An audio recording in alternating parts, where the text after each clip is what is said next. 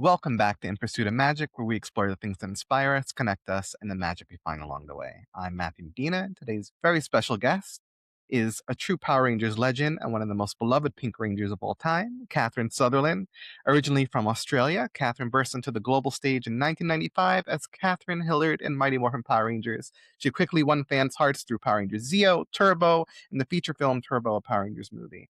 She's also reprised her role in milestone anniversaries, including the 25th in Super Ninja Steel and the hit 30th anniversary Netflix special Once and Always. Beyond the Ranger suit, she's a talented voice actor, commercial star, children's book author whose book, The Boy with the Heart on His Sleeve, was inspired by her own son. Katherine, I'm very, very excited to have you on today and talk about all the things. Thank you for coming on. Thank you. Thank you for that very sweet introduction. Well, it's so great to like look back and knowing that not only you have been part of so many different people's childhoods, but you've also had your hand in so many things. Like you juggle a lot of different skills and more than just Power Rangers, which is such a beautiful thing to see too, because I feel like they go hand in hand sometimes and inspire each other. Thank you. Yeah, I'm in a stage of my life with a lot of transition. So I appreciate you saying that because I feel like I'm still trying to figure myself out. I feel like that never changes. And it's just a matter of like continuously gaining more skills and discovering what you're capable of, which I think is a Hmm. beautiful thing. Absolutely. But Absolutely. that brings me to my first question, which is what first made you want to become a performer and an actor and get into entertainment? I don't remember ever wanting to do anything else. I was fascinated with movies and theater as a little girl. And then asked my mom if I could do ballet. And so my mom put me in ballet classes and then I was dancing and then I did piano and singing. And I was just always like my mom said, I was always putting on shows for them, dancing down the street, just very interested in the creative arts. And when I was 14, I'd been doing school plays and things like that. But when I was 14, I ended up moving to a performing arts school in Sydney, which was a boarding school actually. And that was my expanded and started doing more musical theater and acting and really kind of found my footing and just loved it. So, yeah. It's always amazing to hear how, from an early start, you kind of are just drawn to a certain thing that becomes like your passion. Odie, sorry, my son just got home. Dog's barking. This is life, right? But yeah, it's a beautiful thing to just know what you're called to and to find your passion in that way. And Yes. I can imagine that it all kind of lines up once you're actually doing it, that it just feels right. Yes, it does. It's very I think the journey with the creative arts has been very challenging. Hold on one second, just 1 second, honey. I'm in the middle of an interview. Okay. Okay. Okay. You can edit that bit out. No problem. I lost my train of thought. I'm sorry. What was I saying? Oh, Things the lining up. journey Yeah. with the creative arts is always a challenge because although it's extremely fulfilling, most of your life is auditioning and work is few and far between for most people in the industry. There's a very small percentage that makes it and is consistently working. So it's like you have to love it so much, or don't do it. I So feel like that's an important lesson, especially because a lot of people have talked to have said they've had to learn to make auditioning part of the job in their head, where yeah, that's doing the job. yes, That's doing what you need to do, and I know that can also get difficult because there's gonna be phases where there's feast or famine, and there's a yeah, lot going on, and other times where not so much, and yes. it's very easy, I think, to get disheartened. So for you who has been in it for a while, when those moments come, how do you manage to not let it put out the fire that's inside you? Yeah, I think I took a long break from it because of that. I felt very discouraged by the industry for many years, and I took a break and had my children and kind of got brought back into it when my kids were a little bit older. But it's a very challenging thing because although you have this creative energy and everybody's very unique in what they bring, they want to put you in a box and like put you in a category. And so that can be very hard. Like when you feel like you could be more and you're being kind of funneled into certain areas. So Yeah, I think part of that problem is also you want to try to define yourself, but maybe you're still figuring that out too. yeah, yeah, especially for young actors. That's actually one of the advice I give to a lot of young actors when they ask me how to get into the business. I'm like, the first thing is like know who you are and what you have to contribute and don't let anybody like try to tell you who they think you could be. I think I listened to a lot of people early on in my career, and it wasn't the right decision because I lost some of the things that made me special and unique because I was trying to accommodate what they saw me as, you know? So, I think that's a huge lesson for anyone, but I think especially in this industry where everyone's going to try to tell you something different. yeah. I can imagine you coming on to Power Rangers at a young age and playing the character of Kat was a big transition for you. Yeah. And I'm just thinking how Kat herself was kind of being told who to be for a while.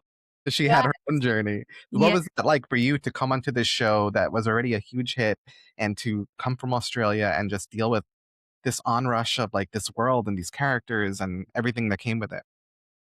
It was a huge life change for me. I moved my whole life from another country, so it was a culture change, and I was coming onto a show that was already very established, so they were all a family, and I was like the new girl, you know? So it was very, exciting, but also very uncomfortable, I think. Like, just you're trying to figure out your feet in this new place. I didn't have any family around me. But I was very fortunate that on the show, they really did embrace me and made me feel welcome very quickly. And I really loved my journey of being evil to good. I thought that was really fun to play. Mm, So yeah, so I think it was a lot of mixed emotions. I remember calling my parents and being like, "I'm so homesick," and my mom's like, "I'll be on a plane in a month," you know. So it was hard because I just didn't have any of my community around me. And when I first joined, the cast was all doing the press tour for the movie. Right. So I didn't meet any of them for like 2 or 3 weeks. So it was just me, trying to figure out what I was doing, like, didn't really know how to drive on the opposite side of the road, and everything just felt very overwhelming, you know? So, but I look back and I think that those experiences actually have made me adapt to things better because I'm not intimidated by moving to new places. I'm not intimidated by being in a room with people that I don't know. I think I those big risks I'm less intimidated by, and I'm more intimidated by smaller things, which is funny. It's funny But how that works. Yeah. yeah. So I also can see the parallels in coming into something that's already established with the character of Kat. I yeah. mean, coming onto a team and there's some people who stayed there and some people who had left and that being a big thing. And of course her redemption arc was very beautiful. And I'm wondering for you, what was the parts of the character of Kat that you really resonated with and were able to put yourself into? It was funny because I think the writers did ask they asked us a lot of things about, like, what we were interested in, what our hobbies were. They watched the way we kind of moved through the world a little bit, and I think there was a lot of things about Kat that were very much my personality. I was a dancer, Kat was a dancer. I wasn't a diver though. She made me look very good, but I wasn't a diver. Uh, but I'm a very motherly person, so I think Kat had a lot of that nurturing, caring about the world, caring about people. She was very graceful, and I really loved all those things about her. And I would hope that I have some of those things too. And what else? She loved school. I loved school. Yeah, she was a good friend. My friends are everything to me. So all of that, I think, were very similar qualities. Yeah, and she's a character like several others that really have left a legacy and are fan favorites. Yeah. And in terms of different seasons, which you've also been on different seasons, I think you've said Turbo is your favorite, right? No, actually, Turbo is not my I love them all for different reasons. Hold on one second. I'm gonna mute this for 1 second. I'm so sorry. No problem. I'm back. Oh, so what was your favorite season? My favorite season, I love them all for different reasons, but probably Zeo, just because I loved the storylines in Zeo. I didn't like the monsters. I didn't like the Machine Empire very much, but I loved the storylines. I liked how they focused like an episode on one of the characters. So you really got to like know each of us really well. And I loved obviously that Nakia joined the cast. I just thought it was a very well executed season. And I loved the music. Uh, I liked our morph in Zeo. I loved our suits because with the kind of Egyptian design on them. Fun fact, I didn't know that our number was represented on our helmet. I just was like, it's just Yeah. and years later, fans were like, "No, you were one, and it was one, and Nakia was," and I'm like, "How did I miss that?" And I loved obviously Mighty Morphin. I'm very grateful to have been part of the first season, just because it's the original series, and there's so much nostalgia there. And when people think of Power Rangers, they think of that suit. and I loved the way I entered the show, as I said earlier. And then Turbo, I liked that we got to do more out of suit fighting. We were a little bit more mature now because we're out of school. So it had some nice elements, but it was hard for the writers, I think, because in the Sentai series, it's very campy. Like it was very silly and goofy. And so they had to try and make it work for us in a different style, you know? So Turbo, there's a lot of a lot of mixed feelings about Turbo, I think. Yeah, and Yeah. I feel like Zio, had this, like, dark tone to it also, which was interesting. It felt like a switch. It definitely felt Yeah. like it was transitioning. Yes, it was very different from the campiness of Mighty Morphin. We got, the beautiful command center, and then the Gold Ranger coming in, and so there was a lot of cool elements to Zio. And I think it's funny at conventions now, I think maybe it's because it's the 30th year of Zio, a lot of fans are rediscovering Zio and loving it. So, I think as kids, change is hard for kids, and now, like, going back now they're older, I think they're appreciating it more. Yeah, agreed. I think I was in a transition too, where every time the teams would change up, it was hard to get used to again. It was like, "Oh, wait, what?" Like, but then, yeah, there's something about each season that's very unique and special to it, and you Yeah. appreciate it. Yeah, yeah, exactly.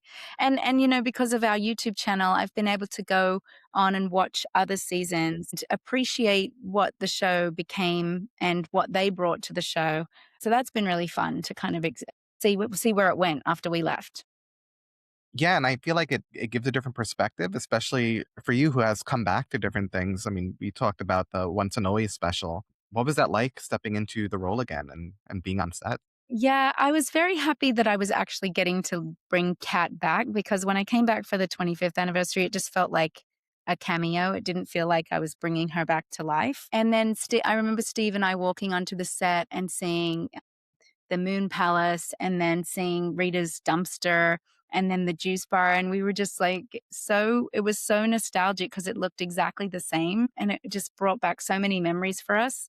And I appreciated that I felt like they really invested a lot of time and attention to honoring the franchise for the fans. It was like a real love letter to the fans.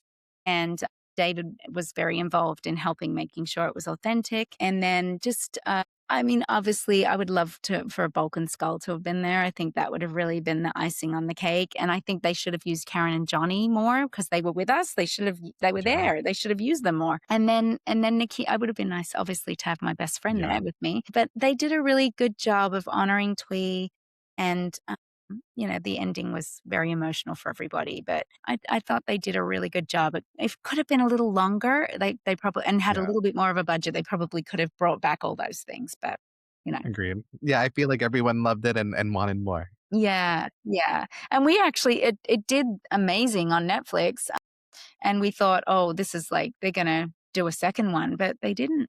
So, Yeah, I mean, it's such in a transitional period right now with change yeah, of ownership and what's going to happen in the future, which, no one's quite sure what's going to happen next with it, if it's going to be a full reboot or its own thing or somehow connected with the continuity. But in yes. terms of its legacy and spanning generations, you've become a mother and you've balanced your career with motherhood. And I'm wondering, how has your perspective on the show, especially doing the podcast, kind of change your perspective on the show and the legacy of Power Rangers and what that means to people? Really good question. I think when I left the show, it was very sudden and it was really hard to leave. And I was kind of welcomed to the world of acting and auditioning and all of that. And so I remember feeling very typecast as an actor when I left the show.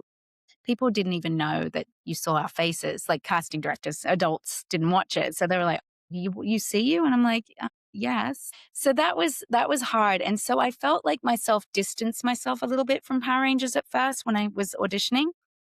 Then in 2009, I was invited to my first convention. So I was a new mother. My son was only a year old at the time, and I had a 3-year old. And I remember not going like, what for? Like, what is the convention? I had no idea what he was talking about. And he's like, "Well, I'll make up a print for you and you just show up and there's going to be people there to talk to you about Power Rangers." And I'm like, "That show's still on?" I was so perplexed because I was completely out of the business at that point. And I was doing some modeling and commercial work, but nothing like that.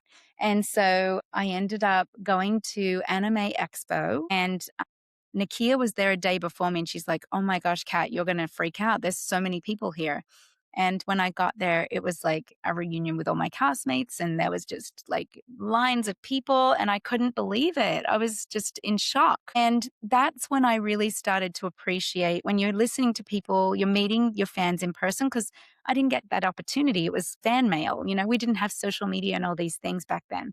Uh, to meet them in person and hear their stories and hear what the show did for them was just so eye-opening to me, and I started to just feel so much gratitude for the fact that I had been their superhero, you know? And so I started doing, at first I was just doing like a convention here and there because I was still raising my babies. And over time, it's just the momentum has gone. And, you see us out there all the time now. I'm like traveling all the time. And I do love just connecting with people and being able to hear their stories. And it's just a real honor. It feels like a real honor. So I am very grateful to be a Power Ranger and be their superhero. That means a lot to me. Well, it's a beautiful thing, I think, especially becoming a parent because I'm a dad now. I have an 11-month-old, Oh, and congratulations. thank you. And, you just feel how you're their entire world. Yeah. And so I know for you that was a big life-changing thing, and you wrote this book, The Boy with the Heart on His Sleeve, inspired by your son. Yeah. So what inspired you to get into writing? And are there any other creative projects that you would love to dive into? Yes, I do love to write. I wrote that because my son, I just witnessing him as a little boy, he was like this force of nature, just a big personality. And I would watch him kind of moving through the world, and people either were really drawn to him or they were like really like repel him. And I was like, that's a story. Like he is just like a heart walking around. And it's been interesting because people have felt in the autistic community have really related to it, or the special needs community, or they have felt that they see themselves in that little boy too. So that's been really lovely that it's touched people that way. And I have written other books too. I just haven't published them. I've been writing since I lost my mom in 2013. I've been writing her story about her life, loosely based on her life. And I love to write. It's just finding the time to sit down and like focus. And I can be a big procrastinator. But I'm writing some project. I've written some projects with Nakia. We have a couple of things we're trying to get off the ground, and yeah. So I've kind of got my finger in a lot of different things. I feel a bit pulled in different directions, but I love to be creative. I just like to do things that spark creativity. So and now I'm learning to garden because we just moved. You can kind of see behind me. We just moved to 28 acres, so I'm Wow. to like be a woman of the land, and my dog caught a bunny the other day and I had to like pick up the dead bunny. No. So sad. And snakes and eggs and there's all kinds of stuff. It's like a whole ecosystem here. So that's my latest adventure, learning how to be a woman of the land. It's so interesting too, because I was going to ask, like, I hear from so many people how important it is to have different passions and spread them out into different things. I think especially when you're in the entertainment industry. And so it's a great thing, I think, to have a passion for writing, to get into gardening and different things. I think it just kind of fills your cup in different ways. Yeah. Yeah. It can be like when you're doing a lot of different things, it can feel a little bit like, what am I doing? Like, you feel fragmented sometimes, but that I've always been like that. I've never been like a 9 to 5 office person. I never been like super organized. I've always been a little bit of a butterfly. So it's just the way I was made, I guess. So And I think it's a good thing to have. It's a good spirit and viewpoint to have, especially when you want to be creative and you want to love so many different things. yeah. And, you get to experience now Power Rangers a little differently by doing Power Rangers playback with Nakia. And so I'm curious, what is the most surprising thing you've realized about watching not only your seasons, but other seasons and experiencing those? I'm still surprised that the show has had such longevity. I think Chaim Saban is a genius. He saw it, but nobody else really did, and so that's always surprising to me. And it's what I find interesting is the casting is so, even though every season is different and they have a new cast, there's something really magical about the way they put them together. They're just very good at, like, representing people of all different kinds of ethnicities, personalities, skills, and every single Power Ranger that I've met, I just love. They're just always just we're like a fraternity. It's like a big family reunion when we're all together. So that's been a real joy and surprising to me. And I think I am also surprised, this is not a very positive one, that it hasn't gone union. That it's still, like, they're still not union. That always surprised me about the show. It had a brief moment where it was, and then it wasn't again. So, That is yeah. interesting Yeah. because it's been around for so long. I'm very curious when this new incarnation comes, if that might change or not. I feel like it will, because it's gonna be part of Disney, and you've got the guys that created Percy Jackson, so it's got a lot of really big heavy hitters coming in, and I think they're looking at some named actors maybe. So, I'm really curious what they're gonna do with it, if it's gonna be like a whole new universe, or if they're going to go back to Mighty Morphin and follow the same sequence. I don't know. Yeah. I think everyone's, like, waiting on pins and needles to see what Yeah. happens because there's still such this love for it, and Yes. I think it shows at the conventions, and I think it shows with all the cast members. I mean, you seeing each other at these conventions and these events. I know Power Morphicon is coming up and Yeah. Ranger Stop happen, and Yes. people just love going to them, and that Yeah. makes me curious then, what are some of the most touching stories that you've been told, either by a fan or even other cast members from another season? So many stories. I mean, gosh, it's like every convention I feel like I'm in tears from somebody. But people have shared stories about taking my action figure into the operating room with them, or um, that they were bullied in school, and we were their best friends, and it helped them get through a really hard time. Or, I had a guy recently tell me he was trafficked as a child. I was like, "What?" And he said that the only light he had in his life was Power Rangers. I mean, that's like a huge honor, but also a huge responsibility. I had another gentleman recently tell me that he was suicidal, and he was about to jump off a building, and he heard the voice of God tell him, "Don't do it," but he lost his balance and he fell, and he broke his back, but he survived. And he was saying, like, "I feel like," he said, "Power Rangers for me, before that, up until that point, Power Rangers had kind of kept me grounded somewhat, and I lost my way, but God brought him back." So, just like so many stories like that. I mean, I could go on for hours on just that. It's really it's just a real honor to be able to be a light in someone's life like that, you know? Yeah, and I feel like it's very universal. I think that's why it's lasted so long and there's so much love for it. I think Yeah. even people who don't keep up with every season will see something of the franchise and they'll light up. They'll just feel this happiness inside them. Yeah, like I was just in Raleigh last weekend for GalaxyCon, and people would walk past, that not everybody will come up to you. Sometimes they're too embarrassed, or they just like, but they'll walk past and they'll just be kind of like, "Oh my gosh, I remember that show. Oh my gosh, I used to be the Yellow Ranger, I used to be the Pink Ranger." It's so funny. And then they'll look up and they'll be like, "Oh my gosh, it's you." They just it's so cute seeing their reactions. And when people are looking at the pictures, because I try to bring a lot of things that they can look at and, like, and go down memory lane, and you just see them looking at the pictures, and they're just, like, going back to that time of their life, and it's so cool to watch? It's So, such a beautiful thing to see, and I feel like it's also a slightly different experience than for cast members from other seasons when you all get together and you get to see each other. yeah, Where I've heard it's almost like a family reunion, like it getting is. back together, It is like a family reunion, yeah. Then we all take care of each other, you know? It's really sweet. We've got which I think is very like important. every family, you have some crazy ones, you have some annoying ones, you have some lovely ones, like, there's like every color of the rainbow in our franchise, of like all different kinds of personalities, but we all really do love each other. Out of that, what do you think is the biggest I don't know if lesson is the right word, or just take away from the fact that you have this community that you can lean on? I think it fills my soul. I think I feel like it's given me a purpose. And times when I feel like, I'm tired or I'm like, oh gosh, I've got to get on a plane and get whatever, I immediately stop myself and I'm like, but you get to be a light to people. Like that's the greatest gift you could ever have. So yeah, that's probably it. I just feel a lot of gratitude, you know?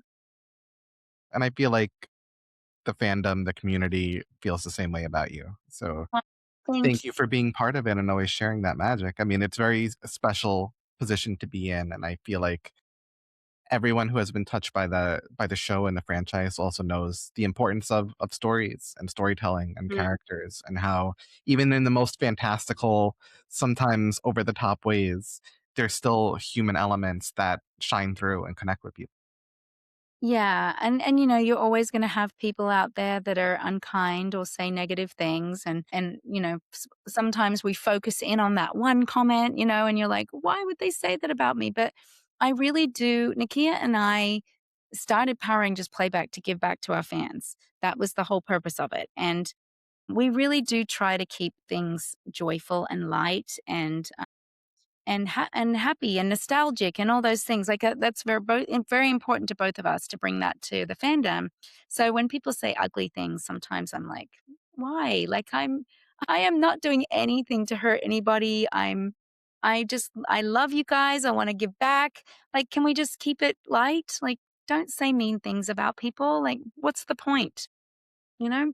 Which I think is so beautiful about what you guys have created with Power Rangers Playback. I mean, I feel like it shows the spirit of what these Rangers characters are for so many people, but through real people, through you and Nikia, which I think is a wonderful thing to know that there are kind people out there who realize the importance of these things and these attributes and being this kind of person. And I think it restores even more hope than the characters do, because to know that there are real people like this is very special. Yeah. Yeah. Yeah, and I mean, sometimes, at these conventions, there's actors that are not the kindest to their fans, and I always think, like, "You're missing an opportunity. Why would you wouldn't be here if it wasn't for them." Be nice, be grateful, be kind, like, celebrate with them. They have given you a career. So I'm always disappointed when I see people acting like that. And it's sad to see a fan walk away feeling discouraged. Like, that really breaks my heart and think, "Oh, they didn't get their moment." Like, you know? So, I want everyone to have their moment. I love that. I want them to walk away and be like, "Oh my gosh, she was what I hoped she would be," not like, "What a cow," you know? And people notice. I think that's why when people like you do create those moments, it really makes an impact, because it's easy to know not everyone's like that, you know? Yeah. Yeah, I try. Well, you keep busy with so many creative endeavors, so I'm curious, in terms of acting, conventions, writing, what are you working on right now for yourself or even for others, or what do you wanna do next? That's you catching me in a vulnerable moment because I'm really in a stage where my children are going off to college, so I'm saying bird launcher. I like that term better than empty nester. So I'm about to launch my little birds, and my daughter's in already been in college, but my last one is off to college. And so I find myself feeling like, you almost feel like, are the best years behind me? Like, you're just starting with your child. There's something about being a parent that just fills your soul. Like, I just loved raising my babies. And so now I feel a bit like, well, what's next for me? And I'm trying to, like, shift my perspective and be more like, you're standing. Mel Robbins said this great analogy of it. She's like, you're standing at the nest and it's empty. The birds are gone and your wings are spread and you can fly any direction that you choose. And I'm like, oh my gosh, yes. I'm going to be empowered instead of being sad. And my husband and I just bought this homestead. We're living in the woods and on 28 acres, and I'm learning all these new things about having a land and the critters and all the things that I'm discovering here. So I'm excited to like make a home here for us and to have time with him and be able to discover new hobbies with him. And I don't know what's next. Like I know I'm doing conventions now and we have, Nakia and I have a couple of reality shows and we're working on together. We have a Christmas movie we want to make. I have an animated series I'm working on. I'm doing voiceover for another animated series. So there's a lot of things going on, but I'm not seeing like the fruit of that yet. It takes time. So we'll see where I end up with that. Well, I think it's an exciting phase to be in too, because there's the work going on that you'll see the fruits later, but then there's also all these possibilities, which I think is also incredible. Each Yeah. phase of someone's life and career, I feel like opens up to new possibilities. I mean, I mentioned earlier learning what you're capable of, gaining new skills and being like, "Oh, I could do that. I could do that." Yes, getting the your confidence to do that, getting the confidence back and taking the time and yeah, so I'm excited about that. I'm fearful of that. I'm like cautious. I'm optimistic. I'm all of it. I feel all of it. Which I think is very normal. And I'm curious then, what advice would you give to others who are excited, but also scared, overwhelmed by dreams they may have or things they wanna pursue, or maybe they're doing it and their things are not going the way that they want it to be. They're hitting some setbacks or not hearing back the way they'd like to. You know what I'm learning? I'm learning to try to just this is a very hard thing for me because I my mind always wants to jump into the future and I worry about things a lot. Uh, and I'm really trying to be like, okay, let me focus on today. What's happening today?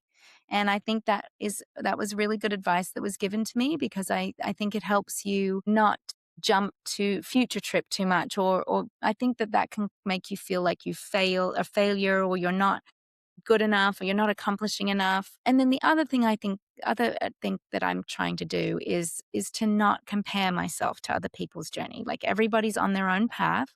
Everybody has their own skills and their own gifts and and it takes time and it's patience. It's like walking and being patient and you'll see the fruits if you just keep, steady. It's like the tortoise and the hare. You just keep going and one day you're going to be like, "Oh my gosh, I finished my book," or "Oh my gosh, I created, this beautiful piece of art," or whatever it is that you're doing that you're into. And just knowing that whatever it is that you have, I'm saying this to you, I'm saying this to myself as well. Whatever you have is unique to you and makes you special.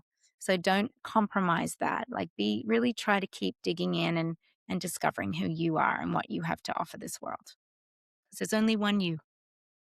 I think that's really important advice. I hear from some people who have said, when you walk into a room, there may be a dozen other people who walked into that same room and tried to do the same thing, but they weren't you.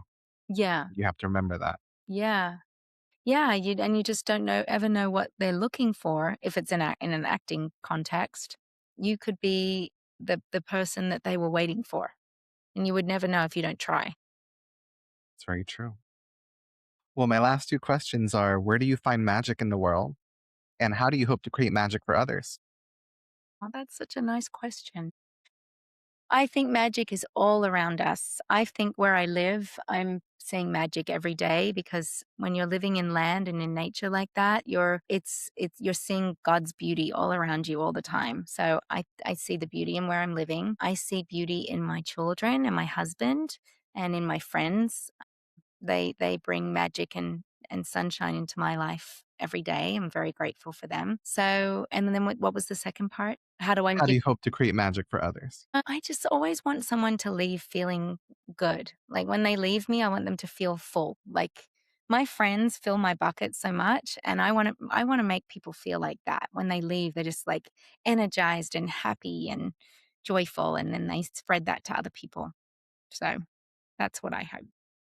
Well, I think you're very successful in that. I think it shows with Power Rangers playback and the interactions and conventions. I mean, just talking to you, I feel it.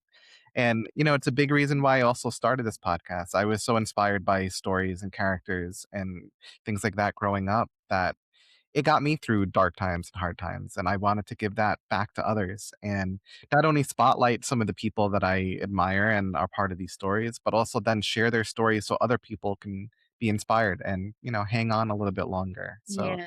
thank you so much for sharing your magic.